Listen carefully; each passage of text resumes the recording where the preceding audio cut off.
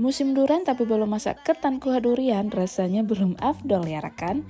Nah akhirnya hari ini kita eksekusi ketan kuah durian ala uminya Gita. Pertama pisahkan dulu daging durian dengan bijinya. Ini mohon maaf nih sarung tangannya kurang estetik rekan. Ini kami pakai 4 buah durian ya. Kemudian siapkan santan, masukkan ke dalam panci. Nah santannya ini dari 3 butir kelapa, kira-kira jadinya sekitaran 2 liter ya. Lalu panaskan santan di api sedang. Dan tambahkan gula dan garam sesuai selera. Kalau aku tidak suka yang terlalu manis gitu rekan. Jadi agak manisnya dari duriannya aja.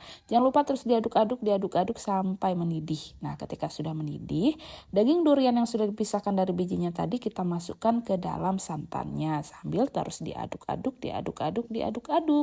Nah ini memang komposisi antara durian sama santannya agak lebih banyak duriannya ya. Karena kami emang sukanya tuh yang lebih kental.